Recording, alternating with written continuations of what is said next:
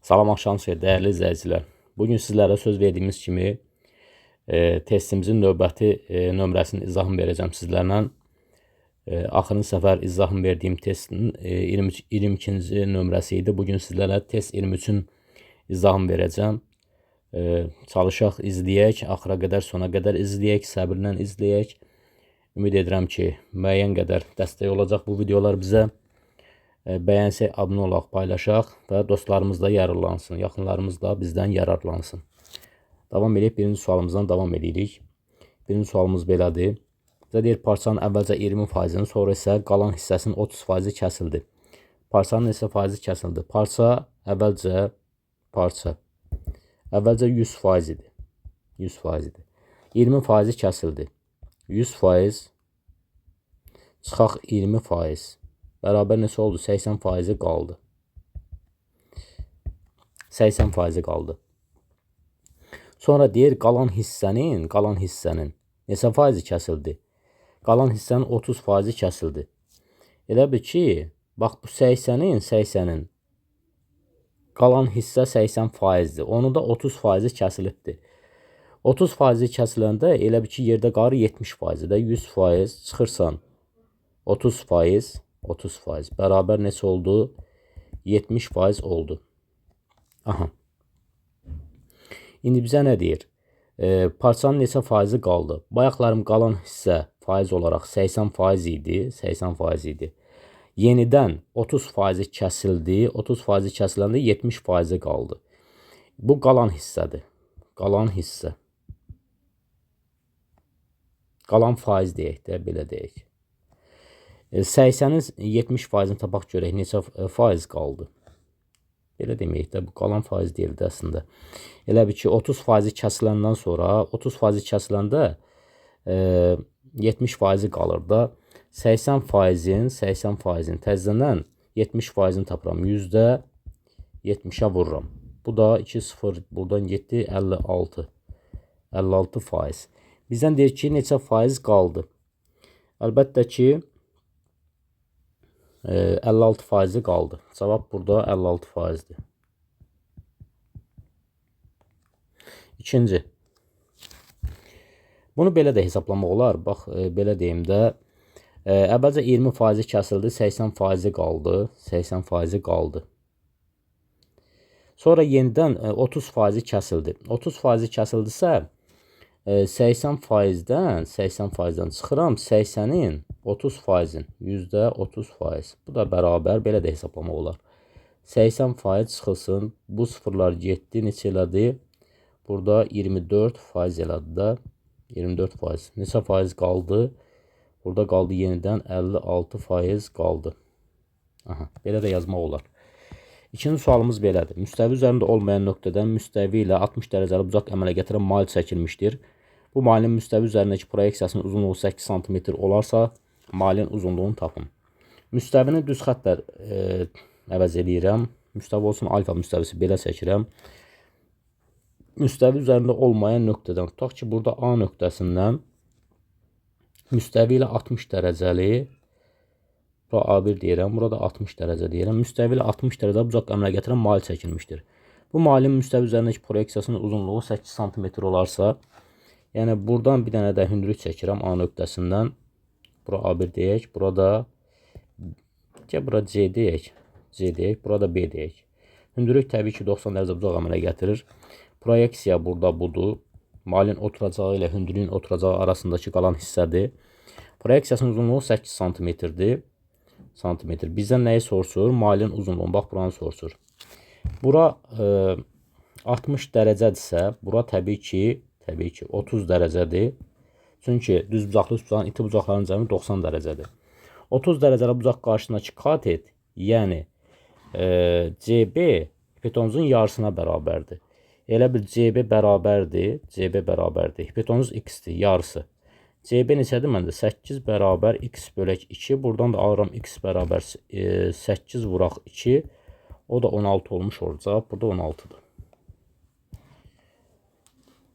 Üçüncü sualımızla davam edək, dəyərli izləyicilər. Üçüncü sualımızda bizə deyir ki, z bərabər 1 minus i, 2 plus 3 i Kompleks ədədini cəbri şəkildə göstərin deyir.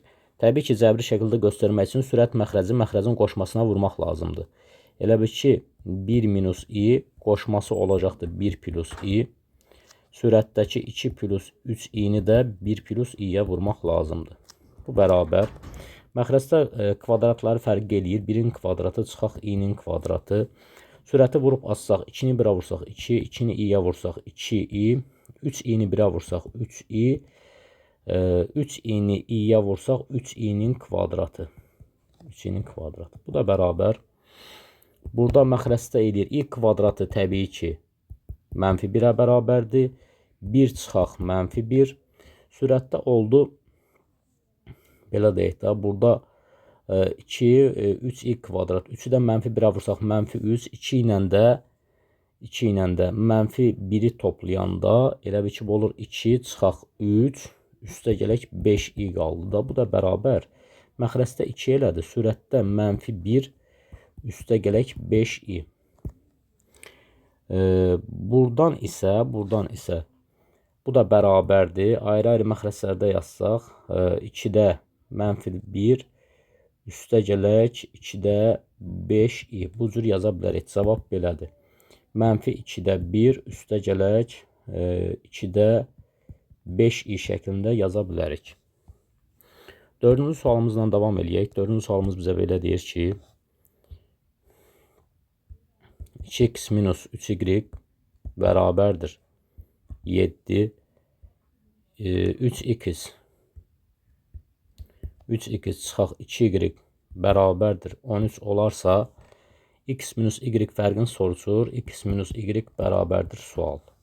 Dəyərli izləyicilər, bax bunları mən alt-alta toplasam, burada 5x eləyir, çıxaq. Burada da 5y eləyir, bərabər 20.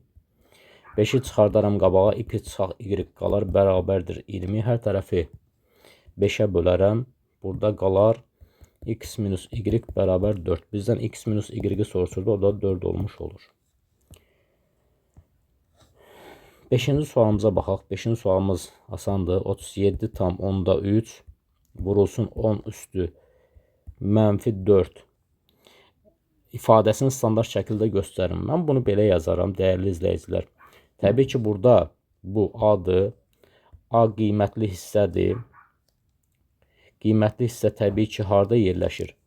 1 ilə 10 arasında yerləşir. 1 ilə 10 arasında yerləşir.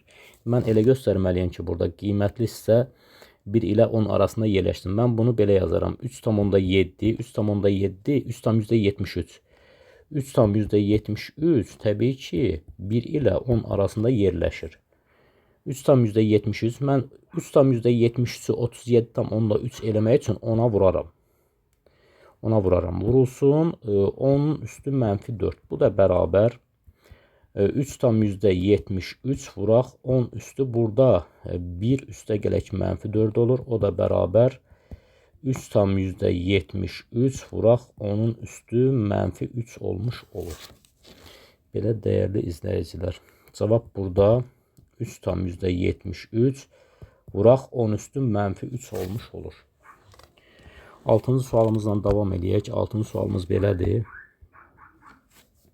AB parçası daxilində C nöqtəsi götürülmüşdür. AC, CB bunlar olarsa, belə deyək də, bir dənə AB parçası götürülüb, AB. Və ortasında da C nöqtəsi götürülübdür. C nöqtəsi.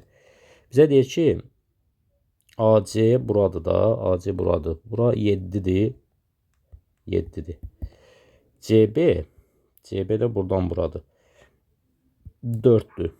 AB parçasının uzunluğunu soruşur. AB bərabər 7 üstə gələk 4 bərabər 11. Cavab burada 11'dir. Sadə sualdır bu. 7-ci sualımıza baxaq. Silindrin yan səthinin sahəsi 40 pi olarsa, ox kəsiyin sahəsini tapın. Dəyərli izləyicilər, bir dənə silindr çəkək.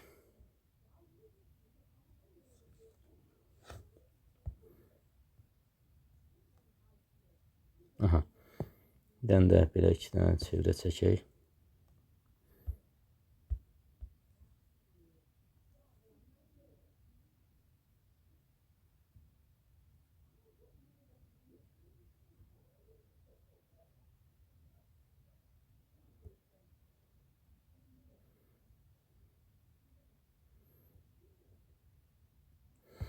Aha, bu belə. Bunu da gətirək qoyaq bura. Aha. Bir dənə silindr çəkdik. Bizə deyir ki, silindrin yan səthinin sahəsi S-yan bərabərdir nəyə? S-yan bərabərdir 2pi vuraq h buradır təbii ki. R bura, R də buradır. Aha. 2pi h düsturu ilə hesablanır. İndi o da bərabərdir nəyə? 40 piyə. 40 pi. Dəyərli izləyicilər, bax buradan piləri ixtisar eləyərəm. Qalar nə qalar? S-yan bərabərdir. S-yan deməyək də, S-yan bayaq idi. 2RH bərabərdir 40-a. Bunu yazdıq bura. Gəl görək, ox kəsiyin sahəsi nədir? Ox kəsiyin sahəsinə diqqət edək. Bax, ox kəsiyin sahəsi budur. Bax, burada bir düzbucaqlı var. Düzbucaqlı. Ox kəsiyin sahəsi bax budur. Buradır. Qırmızı işarə ilə xəttə deyim, ərazidir. Bu düzbucaqlıdır. Təbii ki, burada düzbucaqdır. Düzbucaqlının sahəsi nəyə bərabərdir? Eni ilə uzunluğun hasinə bərabərdir. Yazıram S ox kəsiyi bərabərdir. Eni 2R'dir. Hündürlüyü də H-dır. O da bərabər 2RH olur. Təbii ki, 2RH da məndə neçədir? 40-dır. Cavab burada 40-dır. Cavab 40. Davam eləyək. 8-ci sualımızla davam eləyirik. A vektoru verib bizə 3K, bir də 4K şəklində. Vektorun vahid vektor olduğunu bilərək deyir, K-nı tapın. Dəyərli izləyicilər, əgər A vektoru vahid vektorudursa, A vektorun modulu, mütləq qiyməti və yaxud da uzunluğu nəyə bərabər olmalıdır? 1-ə bərabər olmalıdır. Bəs A vektoru bizə AB şəklində, XY şəklində verilmişdirsə, XY şəklində verilmişdir. A vektorun uzunluğu nəyə bərabərdir? Kök altında x-in kvadratı üstə gələk y-in kvadratına bərabərdir. İndi o cür yanaşsaq, mənim A vektorum budur. Yəni, A vektorunun uzunluğu bərabərdir.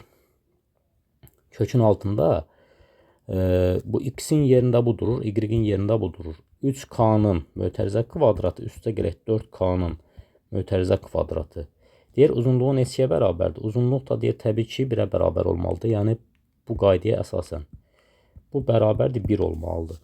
Kökün altında olur 9K kvadrat, üstə gələk 16K kvadrat, bu da bərabər 1. Burada kök altında 25K kvadrat bərabərdir 1. 5K, 25-dən 5 çıxır, K kvadratından da K çıxır. Bərabərdir 1, K da bərabərdir 5-də 1. K-nı tapdıq, bizə nəyi soruşurdu? Elə K-nı soruşurdu. O da bərabərdir 0,2 kimi yaza bilərik. K-nı soruşurdu. Cavab burada 5-də 1 yaza bilərik və yaxud da 0,2 kimi yaza bilərik. Davam eləyək. 9-cu sualımızdan davam eləyirik. Burada bizə deyir kosinus kvadrat x çıxaq sinus kvadrat x bərabər 2-də 1 olarsa tənliyi həll edin. Biz bilirik ki, kosinus kvadrat alfa çıxaq sinus kvadrat alfa bərabərdir nəyə? Bərabərdir kosinus 2 alfaya bərabərdir. İndi o cür yanaşsaq, bax bu ifadə kosinus 2x-ə bərabərdir. O da bərabərdir 2-də 1. Tənliyi həll edəndə necə edirik? 2x bərabərdir plus minus arc kosinus 2-də 1 üstə gələk 2 pi k. K da daxildir z düsturu ilə hesablanır. X bərabərdir plus minus 2x bərabərdir. Arc kosinus 2-də 1-i neçə dərəcədə alır? 60 dərəcədə. 60 dərəcə nədir? Pi bölək 3 deməkdir. Pi bölək 3 üstə gələk 2 pi k. K da daxildir z-ə. Buradan mən x-i tapsam, x bərabərdir plus minus pi bölək 6. Pi bölək 6 üstə gələk pi k olmuş olur. K da daxildir z-ə. Cavab budur. Cavab plus minus pi bölək 6 üstə gələk pi k. K da daxildir z-ə. Davam eləyək. 10-cu sualımızdan davam eləyirik. 10-cu sualımız belədir. Bizə deyir ki, x bərabərdir. Mənfi 4 olarsa, x-in üstü 4 üstə gələk 4x-in kubu çıxaq 4x-in kvadratı çıxaq 16x çıxaq 1 ifadəsinin qiymətini hesablayın deyə bir sualdır. Değerli izləyicilər, burada nə edirəm? Mən bunları bir qruplaşdırıram. Bunları da bir qruplaşdırıram. Ortaq vurğun mötərizə xaricdən çıxardıram. Birincidə ortaq vuruq x-in kubudur. Çıxarsaq qabağa. Burada qalır x, üstə gələk 4 qalır. Çıxaq. Burada da 4x-i çıxardıram qabağa. 4x-i. Burada qalır x qalır. Üstə gələk 4 qalır. Bir də çıxaq 1 qalır. Bu bərabər. Burada ortaq vuruq yenə x üstə gələk 4-dür. X üstə gələk 4-ü çıxartdım qabağa. Burada qaldı nə qaldı? Burada qaldı x-in kubu çıxaq 4x çıxaq 1 qaldı. Bu da bərabər. X-in qiymətini gətirib yerinə qoyuram. X-in qiymətini yerinə qoysaq burada nə olacaqdır? Demək ki, x-in qiyməti burada neçədir məndə? -4-dür. -4 üstə gələk 4. 4-ün kubu, -4-ün kubu çıxaq 4 vuraq -4 çıxaq 1 bərabər. Dəyərli izləyicilər, vurğun biri 0-dır. Bax, bu 0 elədi. 0-dan nəyə vursaq 0 eləyir. 0-dan da 1-in çıxsaq -1 qalır. Cavab burada -1-dir. Belə. 11-ci sualımıza baxaq. 11-ci sualımız görək bizə nə deyir. Qabarıq çoxbucaqlının diaqonallarının sayı 44 olarsa, tərəflərin sayını tapın. Qabarıq çoxbucaqlının diaqonalları sayı deyəndə n vuraq n-3 bölək 2 düsturu ilə hesablanır diaqonallar sayı. Bu da 44-ə bərabərdir. Buradan alıram n vuraq n-3. 2-ni vururuq 44-ə. O da bərabər 88 edir. Yəni n vuraq n-3 bərabər 88. Dəyərli izləyicilər, 11-i mən 8-ə vursam 88 edirmi? Edir. Demək n burada 11-dir. Çünki n əgər 11 olsa 11 vuraq 11 çıxaq 3 elə bu 88 eləyər.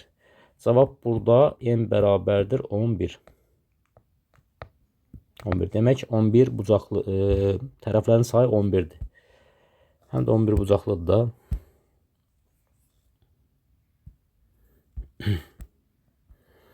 12-ci sualımızdan davam edirik. Bir dənə çoxluqdur. Bunun deyir hansı çoxluq olduğu. 12-ci sualımız belədir. Burada birbaşa belə yaza bilərik ki, bax birinci çoxluq nədir? Birinci çoxluq A çıxaq B-dir. Birinci çoxluq budur. İkinci çoxluq nədir? İkinci çoxluqda B kəsişir C-dir. Və bir də bunların nə idi? Birləşməsidir də. A çıxaq B kəsişir B kəsişir C. Hansı variantdır? C variantı. 13-cü sualımıza baxaq. 13-cü sualımız belədir. Deyir, 2 zər atıldıqda birində düşən xalın 5, xallar cəmi tək ədəd olarsa, digər zər üzərindəki xalın sadə olması hadisəsinin ehtimalını tapın. Bax, dəyərli izləyicilər, iki dənə zər atıram. Biri 5 düşür. Və deyir, xallar cəmidə tək ədəd olsun. Xallar cəminin tək ədəd olması üçün 5 ilə 1-i toplasam 6 eləyər, 2-ni toplasam 7 eləyər, tək ədəd eləyir. 5 ilə 3-ü toplasam 8 eləyər, 4-ü toplasam 9 eləyər, 4 lazımdır bizə. Bir də 6 lazımdır. Zərin üzərində 1-dən 6-ya kimi ədədlər var. 1-dən 6-ya kimi. Təbii ki, birinci zərdə 5 düşübsə, ikinci zərdə 2, 4 və yaxud da 6 düşə bilər. 6 düşməlidir ki, xallar cəmi tək ədəd olsun. Bunu bildik. Digər tərəfdən deyir ki, gəl görək burada neçə dənə mümkün hal var. Yazıram, mümkün hal. Mümkün hal nədir? Bax, birinci zərdə 5 düşübsə, ikinci zərdə 2 düşə bilər. Birinci zərdə 2 düşə bilər, ikinci zərdə 5 düşə bilər. Sonra, birinci zərdə 5 düşübsə, ikinci zərdə 4 düşə bilər və yaxud da birinci zərdə 4 düşübsə, ikinci zərdə 5 düşə bilər. Sonra, birinci zərdə 5 düşübsə, ikinci zərdə 6 düşə bilər və yaxud da birinci zərdə 6 düşübsə, ikinci zərdə 5 düşə bilər. Yəni, bizə nə deyir? Deyir ki, 2 zər atıldıqda birində düşən xalın 5. Yəni 5 ola bilər birinci zərdə düşə bilər, ola bilər ikinci zərdə düşə bilər, ola bilər birinci, ola bilər ikinci zərdə düşə bilər. Yəni birinci zərbində 5 düşübsə, ikincidə 2 düşə bilər. Xallar cəminin təkrar olması üçün. Birinci zərdə 2 düşsə, ikinci zərdə 5 düşə bilər. Yəni burada cütlük yaratdıq. Neçə dənə oldu? Mənim burada mümkün halım 6 dənə. 2, 4, 6 dənə oldu, bəli. İndi bizdən nə istəyir? Deyir ki, digər zər üzərindəki xalın sadə ədəd olması. Bax, sadə ədəd olması üçün indi əlverişli hal yazıram. Əlverişli hal. Bunu belə yazırıq da, əlverişli hal. Əlverişli hal nə, dəyərli izləyicilər? Bax, ola bilər ki, bax, digər zərin xalları bunlar ola bilər və bunun içərisində sadə ədəd olması deyirsə, hansı düşə bilər? 2 düşə bilər. Birinci zərimdə 5 düşübsə, ikincidə 2 düşə bilər və yaxud da birincidə 2 düşübsə, ikincidə 5 düşə bilər. Mənim əlverişli hallarımda bunlardır. Ehtimal bərabərdir nəyə? Ehtimal bərabərdir əlverişli hallar bölsün mümkün hallara. Demək, mənim burada mümkün halım 6 dənə oldu, əlverişli halımda 2 dənə oldu. Burada ixtisar eləsək, 3də 1 qalır. Cavab burada 3də 1-dir. Belə yaza bilərik. 14-cü sualımız belədir. 15x bərabər 60 çıxaq 5x olarsa x-i tapın deyir. X bərabər sual. Bax, 5x-i bu tərəfə keçirdirəm. Olur 15x üstə gələk 5x bərabər 60. 20x bərabərdir 60. Hər tərəfi 20-yə ixtisar eləsəm, x bərabər neçə olur? 3 olmuş olur. Cavab burada 3-dür. Davam edək. Növbəti sual 15-ci sualımızdır. 15-ci sualımız belə deyir. Y bərabərdir. Y bərabərdir. Mənfi 3-ün üstü 2 üstə gələk 27 funksiyasının qrafiki ordinat oxunu hansı nöqtədə kəsir? Dəyərli izləyicilər, əgər qrafik x oxunu kəsirsə, onun x-i var, y-i yoxdur. Yəni ordinatı yoxdur. Əgər qrafik ordinat oxunu kəsirsə, x-i 0-dır, y-i var. Yəni bizə deyirsə ki, ordinat oxunu kəsir. Ordinat oxunu kəsirsə, biz bundan istifadə edəcəyik. Yəni ordinat oxunu kəsəndə onun x-i 0-dır, y-i var. Gətirib burada yerinə qoyuruq. Y bərabər, harada x görürəm, yenə 0 qoyacağım. Mənfi 3-ün üstü 0, üstə gələk 27. Hansı ədəd olur olsun? Üstü 0-dırsa 1 eləyir. Mənfi 3-ün üstü 0, bu eləyir. Bir dəqiqə. Burada necə olmalıdır? Əslində, qrafik ordinat oxunu hansı nöqtədə kəsir? Mənfi 3-ün üstü 0, bu bərabərdir. Bərabərdir, mənfi 1-ə. Müəllim, niyə mənfi 1-ə bərabərdir? Ona görə mənfi 1-ə bərabərdir ki, ona görə mənfi üstə gələk 27 yazaq. Bərabərdir, burada 26 edir. Bəziləriniz düşünə bilərsiniz ki, mənim burada niyə müsbət 1 eləmədi, mənfi 1 elədi. Ona görə ki, bax bu əgər mənfi 3-ün üstü x olsaydı, mənfi 3-ün üstü x olsaydı, yəni mənfi 3-ün üstü 0 olardı, o da bərabər 1 olardı. Amma belə deyil də, burada elə bir ki, mənfi qabaqdadır. Mənfi qabaqdadır, mənfi 3-ün üstü x-dir. Bu da bərabər, bunun mənfini qabaqda saxlayıb, mən 3-ün üstü 0 yaza bilərəm. Bunu belə yaza bilərəm. Bu da bərabər, mənfi qalır qabaqda, 3-ün üstü 0, 1 edir. Demək, ona görə də, bax, biz bu variantı götürürük. Yəni, burada mənfi 1 üstə gələk 27 olur. Mənfi 1 üstə gələk 27. O da müsbət 26 edir. Cavab burada müsbət 26-dır. Cavab 26. Bu biraz məntiqi sualdır. Burada uşaqların çoxsu əslində sadə sual kimi görsənə bilər. Çoxsu səhv eləyir. Niyə görə səhv eləyir? Burada məsələn mənfi 3-ün üstü 0 götürür. O da 1 eləyir, müsbət 1. 27 ilə də 1-i toplayanda 28. Xeyr, elə deyil. Burada mənfi qabaqdadır. X də mötərizə üzərində deyil. Yəni elə ki, mənfi 3-ün üstü x belə olsaydı, bu müsbət 1 eləyərdi. Amma bu mənfi qabaqda olduğuna görə mənfi 1 eləyir. Nəysə, cavab burada 26 elədi.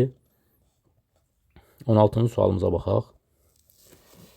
Şagirdlər partalara 2-2 əyləşdikdə 5 şagird 5 şagirdə yer çatmır.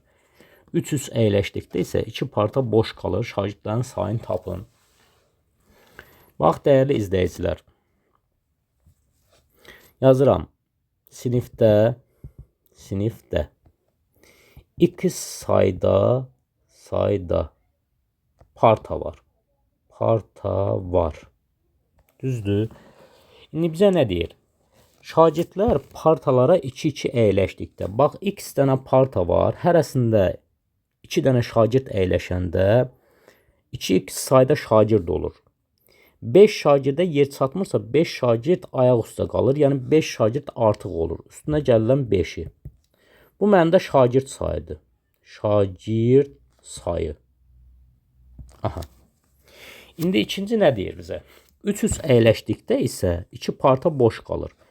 Bax, 300 əyləşdikdə x dənə parta var idisə, 300 əyləşəndə 3x sayda şagird olur.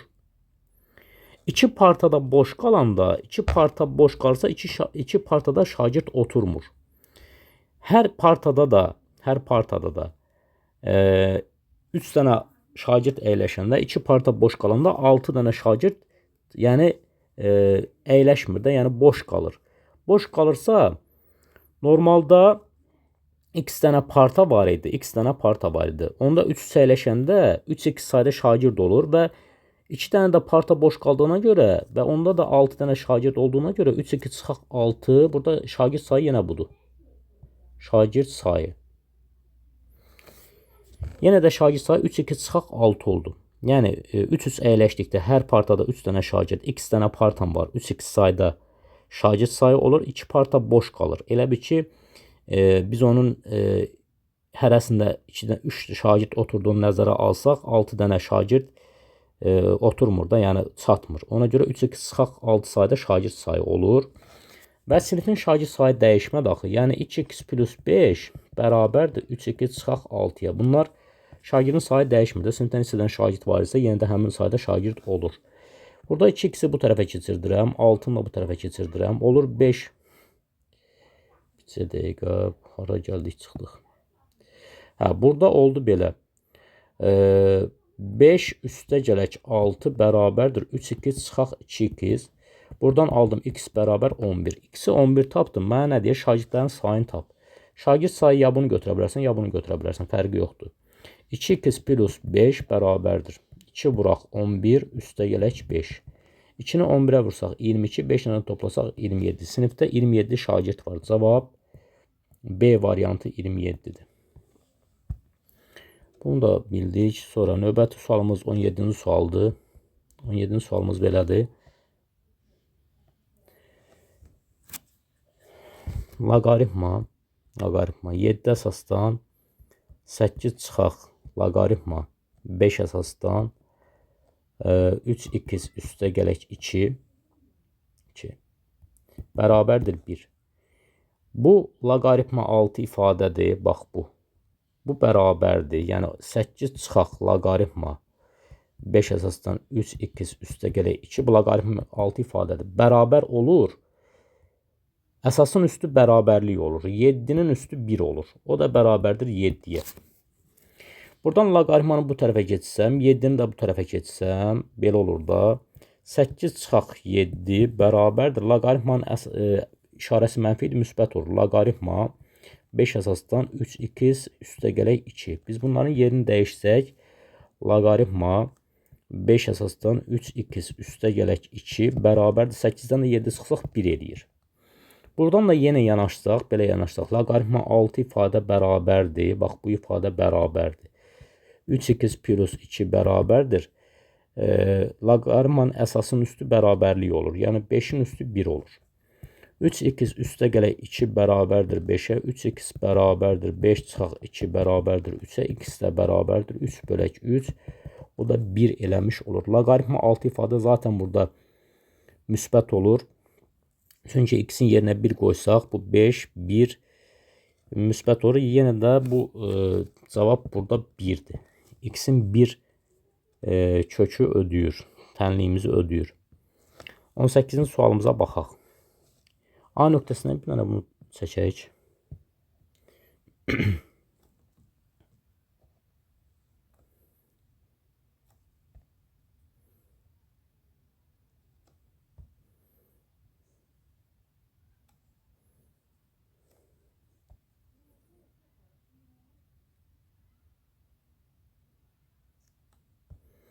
Hə, çəkdik bunu. Bir dənə bunu da çəkək.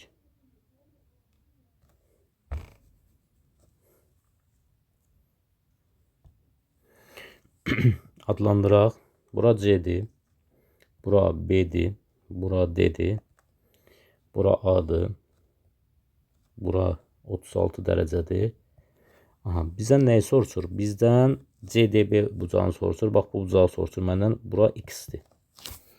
Dəyərli izləyicilər, bax, bura mən bu qövsə, CB qövsünə mən bir Y deyirəm. Bax, bura Y deyirəm. Biz çevrədə belə bir xassa var ki, əgər iki toxunan arasındakı bucaqla biz o toxunanların əmələ gətirdiyi qövsün cəmini toplasaq, o 180 dərəcəni verməlidir. Elə ki, CB qövsü ilə bucaq A-nın cəmi 180 dərəcəni verməlidir. Yəni, CB Y-dir. Üstə gələk 36 dərəcə bərabərdir 180 dərəcə. Y bərabərdir nəyə? 180 çıxaq 36, o da 144 dərəcə eləmiş olur. İndi bizdən nəyi soruşur? X bucağını soruşur. X bucağı bərabərdir nəyə? Söykəndiyi qövsün yarısına, Y-in yarısına bərabərdir. Y neçədir? 144 dərəcə. Yarısı da eləyir 72 dərəcə. Cavab 72 dərəcədir. 19-cu sualımıza baxaq. 19-cu sualımız belədir. Y bərabərdir mənfi 7x-in kvadratı üstə gələk 42x üstə gələk 8 funksiyasının ən böyük qiymətini tapın. Burada təbii ki, A bərabərdir mənfi 7, B bərabərdir 42, C bərabərdir 8. Ən böyük qiymətini tapın deyirsə, mən buradan belə deyək də, M-i taparam, yəni x0-ı taparam. X0 nəyə bərabərdir? Mənfi B bölək 2A-ya. Burada böyük ədədlər eləyir. Mən bu düsturdan istifadə eləmirəm. Elə ki, bax, bu düsturdan istifadə eləmirəm. 4AC çıxaq B kvadrat bölək 4A. Bu böyük ədəd eləyir. Ona görə bu düsturdan istifadə eləyirəm. Deyəcəm, neyinirəm yəni burada. Çünki bu düsturdan istifadə edib hesablamaq asan olur. Burada mənfi B. B neçədir? Mənfi 42 bölək 2A. 2 vuraq neçədir? Mənfi 7. Bu da bərabər 42 mənfidir. 42 mənfidir. Bu da mənfi 14-dür. 42-ni 14-ə böləndə 3 dəfə düşür. 3. Burada M 3-dür. Yəni x0 3-dür. Gətirib yerinə qoyuram. Y bərabərdir. Mənfi 7 vuraq 3-ün kvadratı üstə gələk 42 vuraq 3 üstə gələk 8 bərabər. Belə hesablamaq olar. 3-ün kvadratı 9. 9 dəfə 7 63, mənfi 63. Üstə gələk 42-ni 3-ə vursaq 126. 126. Üstə gələk 8 bərabərdir. Bu eləyir elə bir ki 134. 134 çıxaq 63. O da bərabər 71 eləmiş olur. 71 düzmü hesabladıq? 131, bəli, 71. Cavab burada 71-dir. Ən böyük qiymət burada 71 imiş. Bunu da hesabladıq. Sonra 20'yə baxaq. 20 belədir. Tangens x vurulsun tangens 810 dərəcə çıxaq x. Sadələşdim deyir. Yazıram tangens x. Bundan işim yoxdur. Vururam tangens. Bunu belə yazaram. 810 yazaram. 360 dərəcə vuraq 2. Üstə gələk. 720 edir. 720'nin üstünə 90. Çıxaq x yazaram. Heç nə dəyişmədi burada. Burada təbii ki 2 dənə 360'ım gəlir 0 nöqtəsinin üzərinə düşür. O zaman belə olur. Tangens x vuraq tangens 90 dərəcə çıxaq x olur. Belə deyək də, bax. Elə ki, buradan başladım. 0 dərəcədən başladım. 360 dərəcə dönsəm, gəlib bura çıxıram. 360 dərəcə. Bir dənə də 360 dərəcə dönsəm, yenə gəlib bura çıxıram. Burada artıq 720 dərəcə getdi. Üstünə də bir 90 dərəcə gəlirəm. Bura gəlib çıxıram. 90-dan da x-in çıxanda yenə birinci rübə düşür da. Mənim bu tangensim birinci rübə düşəcəkdir. Bax bura, birinci rüb. Bura düşəcəkdir. İndi bunu belə yaza bilərik. Təbii ki, 90-da ad dəyişir, kotangensə çevrilir. Birinci rübdə də tangens müsbət olduğuna görə kotangens də müsbət olur. Tangens x vuraq kotangens x olur. O da bərabər 1 olur. Eyniliyə əsasən. Cavab 1-dir. Davam eləyək. 21-ci sualımızla davam edirik.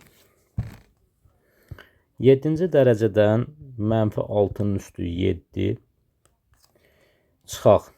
8-ci dərəcədən mənfi 7-nin üstü 8 çıxaq. 4-cü dərəcədən bir dənə də kökün altında mənfi 3-ün üstü 8.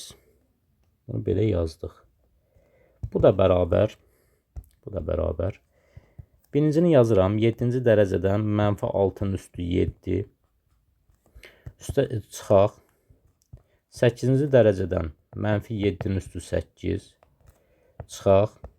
Bunları da eyni əsasdan yazıram. Yəni əsası 2-dir bunun. 4 vuraq 2 8 eləyir. 8-ci dərəcədə mənfi 3-ün üstü 8. Aha, bu da bərabər. Burada təbii ki, tək dərəcə olanda problem yoxdur. Kökün altından özü çıxır. Burada mənfi 6 çıxacaq çölə. Kök 6 ifadənin qüvvəti ilə dərəcəsi eyni olanda kök gedir. Kökün 6 çıxır çölə. Tək dərəcədə olanda özü çıxır çölə. Cüt dərəcə olanda modulda çıxır çölə. Çıxaq. Burada da cüt dərəcədəndir. Modulda çıxacaqdır. Mənfi 3. Bu da bərabər. Burada eləyir mənfi 6. Modul mənfi 7, müsbət 7 eləyir. Qarşıda mənfi olduğuna görə çıxaq 7 olur. Modul mənfi 3, müsbət 3 eləyir. Qabaqda da mənfi olduğuna görə çıxaq 3 eləyir. Bu da bərabərdir. Mənfi 16 eləyir. Düzmü hesabladıq? Hamısı mənfi idi. Bəli. Burada cüt dərəcə olduğuna görə mənfi 3, mənfi 7, o da mənfi 6. Mənfi 16 elədi. Cavab burada mənfi 16-dır. Növbəti sualımız 22-ci sualımızdır. Bərabər tərəfli üçbucağın sahəsi 12 kök altda 3 s bərabər 12 kök altda 3. Medianların kəsişmə nöqtəsindən tərəfə qədər olan məsafəni tapın. Bax, dəyərli izləyicilər, bir dənə üçbucaq çəkirəm. Bir dənə də çevrə çəkək.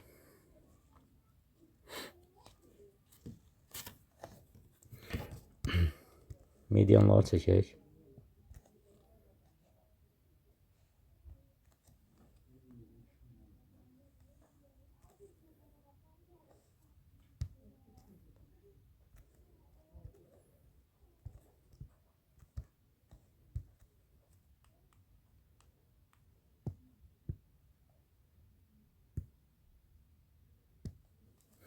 Bax, dəyərli izləyicilər, bura elə ki mediandır bu. Bura D deyirəm, bura F deyirəm. Burada Y deyirəm. Burada J deyirəm, ağırlıq mərkəzi. Dəyərli izləyicilər, bizdən nəyə soruşur? Bax, bizdən medianların kəsişmə nöqtəsindən buradan tərəfə qədər olan məsafəni soruşur. Bax, bu məsafəni məndən soruşur. Bax, bu məsafəni. Bu məsafə R-dir. Daxilə çəkilmiş çevrənin radiusudur. Bu məsafə böyük R-dir. Bu da xaricə çəkilmiş çevrənin radiusudur. Yəni elə bir ki, burada O deyirəm. O deyirəm. J-dir də bura zaten. B, C böyük R-dir. C, F kiçik R-dir. Məndən elə bilir kiçik daxilə çəkilmiş çevrənin radiusunu soruşur. Sahə ilə daxilə çəkilmiş çevrənin radiusu arasında əlaqəli düstur var. S bərabərdir. 3 kök altda 3 R kvadrat. Həmin bax, buradan yerinə qoya bilərəm. 12 kök altında 3 bərabərdir. 3 kök altda 3 R kvadratı. Burada kök alt üstlər ixtisar gedir. 12 ilə də 3 ixtisar getdi. R kvadrat bərabər oldu 4-ə. R də bərabər oldu müsbət 2-yə. Bizdən CF məsafəsini soruşurdu. CF məsafəsini. O da daxilə çəkilimi çevirən radiusudur. O da bərabər də 2 olmuş olur. Bu da belə. Növbəti sualımız 23-cü sualımızdır. Bir dəqiqə. Aha. 23-cü sualımız belədir. Bizə deyir ki, 23-cü sualımız belədir. Mail prizmanın oturacağı katetləri 5-12 olan düzbucaqlı üstbucaqdır. Hipotenuzdan keçən yan üz oturacaq müstəvisinə perpendikulyardır. Sahəsi 52'dir. Prizmanın həcmini tapın deyə bir sualdır. Bir dənə üstbucaq çəkirəm. Düzbucaqlı üstbucaq çəkirəm. Bir dəqiqə. Düzbucaqlı üstbucaq çəkirəm. Bunu çəkək. Bir dənə düzbucaqlı üstbucaq çəkək.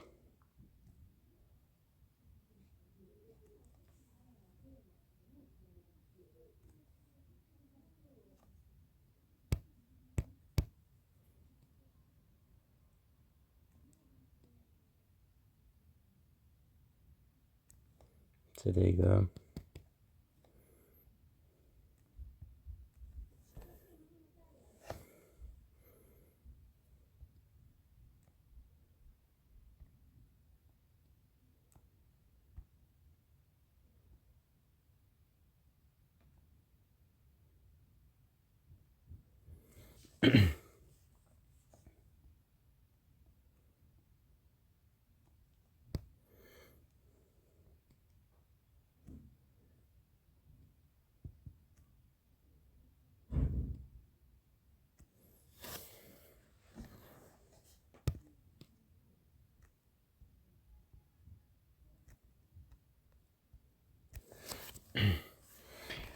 Təbii ki,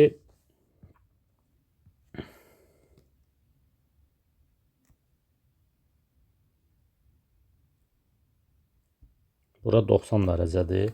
Bura 90 dərəcədir.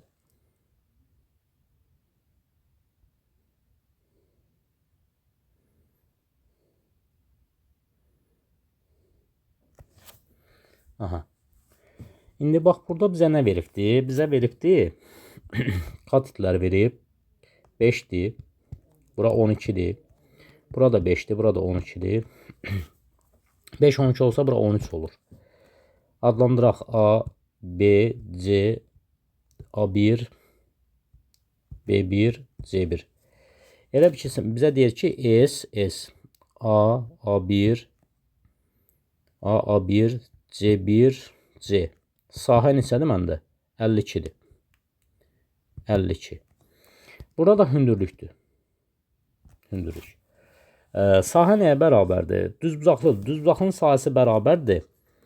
N ilə uzunun hasilinə. Elə bir ki, S, A, A1, C1, C, C1, C bərabərdir.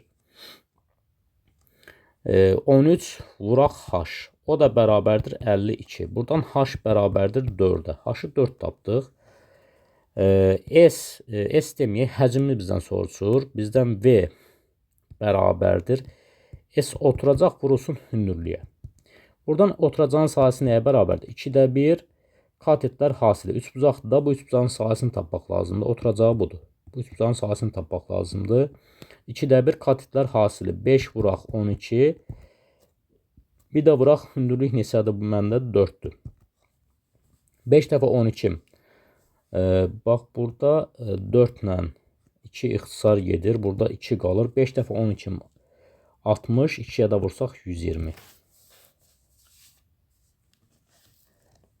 Düzmü hesabladı? 10, 120. Bəli, cavab burada 120'dir. Nəhayət 24-cü sualımıza baxaq. 24-cü sualımıza baxaq. 24-cü sualımız belədir. Bizə deyir ki, A bərabər x-in kvadratı çıxaq 8x 8x üstə gələk 15. Məxrəcdə x-in kvadratı üstə gələk 2 çıxaq 12. Mən bunu belə yazıram. Məxrəci hasili mənfi 12 cəmi müsbət 1 olan hasili mənfi 12 cəmi müsbət 1 olan 2 ədəd lazımdır bizə. Onlar hansılardır? Onlar elə ki, x üstə gələk 4, x çıxaq 3-dür. X kvadrat çıxaq 8, x üstə gələk 15. Aha. Burada A-nı belə yazdıq, B-ni də belə yazaq. X-in kvadratı çıxaq 6, məxrəc x-in kvadratı çıxaq 5x üstə gələk 6. Məxrəcin də buruqları belədir. Hasili mənfi müsbət 6, cəmi mənfi 5 olan 2 ədəd bunlardır. X çıxaq 2, x çıxaq 3-dür təbii ki. Sürətdə də x-in kvadratı çıxaq 6. Bizə nə deyir burada? Deyir, ifadələrinin mənası olmayan kəsirə çevirən x-lər üçün Euler-Venn diaqramı qurulmuşdur. Bax, A ifadəsini mənalı etməyən nədir? Məxrəci sıfıra çevirən qiymətlərdir. Elə ki, burada A üçün yazıram. X üstə gələk 4, x çıxaq 3, bərabər 0 olsa kəsirin mənası olmaz. Buradan x bərabər mənfi 4, x bərabər müsbət 3. Bunu yazdıq. B üçün yazaq. B üçün yazsaq, məxrəci mənalı etməyən ifadələr, x-in qiymətləri hansıdır? X çıxaq 2, x çıxaq 3, bərabər 0 olarsa, kəsirimin mənası olmaz. Buradan alıram, x bərabərdir 2, x bərabərdir 3. İndi 2 dənə Euler-Venn diaqramı çəkirəm. Çəkdik.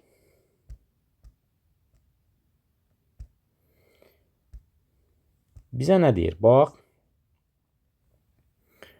A üçün 2 qiymət var. A çoxluğu budur. Mənfi 4, bir də 3. B çoxluğu üçün bizə lazım olan çoxluq budur da 2, 3-dür. 2, 3. Bunların kəsişməsi A buradır, B buradır. Kəsişməsi nədir? Ortaqlar. Ortaqlar 3 burada var, 3 burada var. O harda olur? Ortada. N burada neçədir? 3-dür. Sonra, yalnız A-ya aid hansıdır? Yalnız A-ya aid mənfi 4-dür. Mənfi 4 nəyin yerindədir? M-in yerindədir. Yalnız B-yə aid hansıdır? O da müsbət. Burada A-ya aid 4-dür. Yalnız B-yə aid 2 qiymətidir. L də bərabərdir 2-yə. Bizdən nəyə soruşurdu? Bunların cəmini soruşurdu. M üstə gələk N üstə gələk L. Mənfi 4 üstə gələk 3 üstə gələk 2. O da bərabər 1 eləyir. Cavab 1. Davam eləyək 24-cü, 25-ci sualımızdan yekunlaşırıq. Bizə deyək, cüt sayda həddi olan sonlu ədədi silsilənin cüt nömrəli hədlərin cəmi tək nömrəli hədlərin cəmindən 195 vahid böyükdür. D bərabər 13 olarsa hədlərin sayını tapın. Bax, mənim ədədi silsiləm olsun A1 üstə gələk A2 üstə gələk A3 üstə gələk və nəhayət üstə gələk A. N üstə gələk A2N.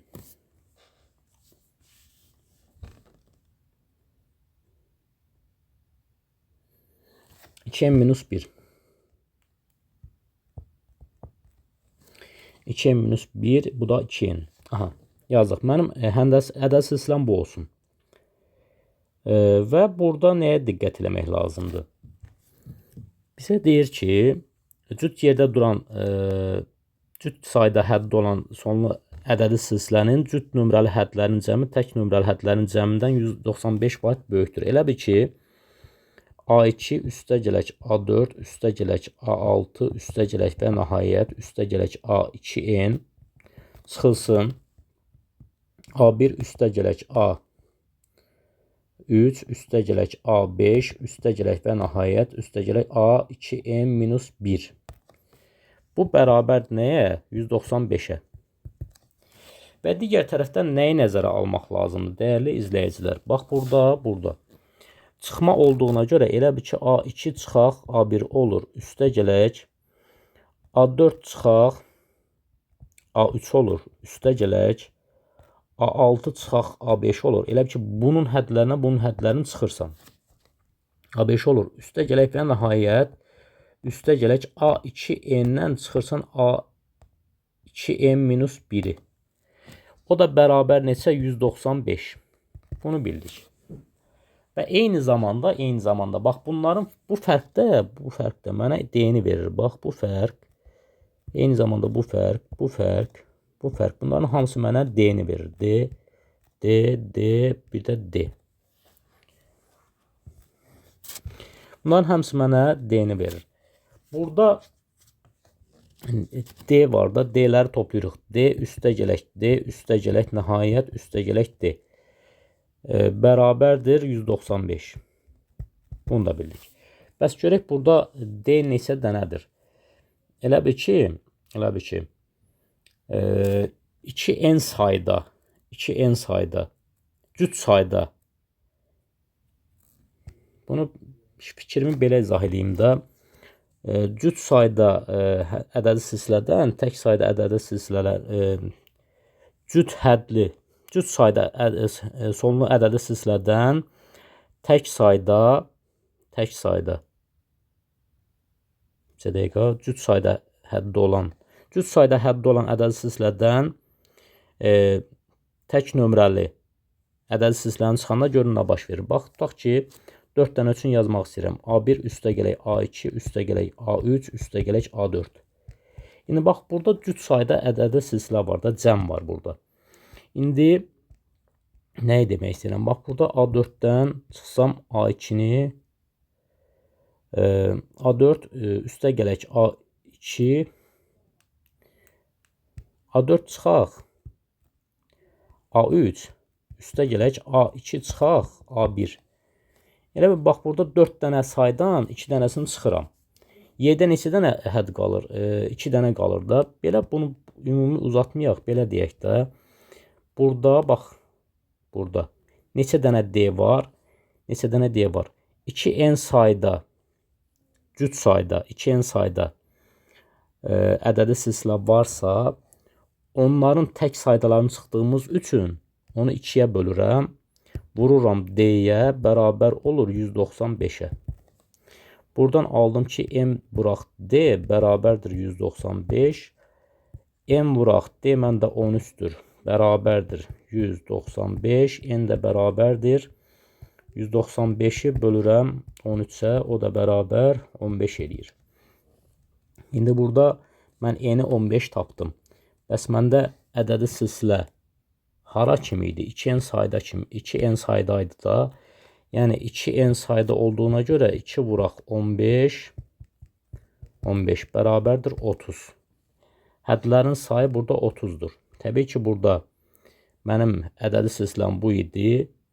Hədlərinin ümumi sayı 2n sayda idi. 2n sayda. N-i biz tapdıq. 15 tapdıq. 2n də tapanda 30 olacaq. Burada 30-dur. Yəni bu niyə görə belə oldu? Bura kimi yəqin ki, aydındır hər şey. Bu çıxmadan alınır. Burada D-lərin sayından söhbət gedir. Burada cüt sayda D varsa, oradan tək sayda, o tək nömrəli hədləri çıxanda sayım 2 dəfə azalır. Yəni D-lərin sayı 2 dəfə azalır. Ona görə də 2n-i bölürəm 2-yə, vururam D-yə 195. Buradan n-i tapdıq 15. Belə dəyərli izləyicilər, ümid edirəm ki, izah müəyyən qədər bilgilərimizin artmasına, möhkəmlənməsinə kömək oldu. İzlədiyiniz üçün təşəkkür eləyirəm. Sağ olun. Əgər bəyənsək, bəyənmə düyməsini vuraq, abunə olaq. Təşəkkür edirəm izlədiyiniz üçün. Sağ olun.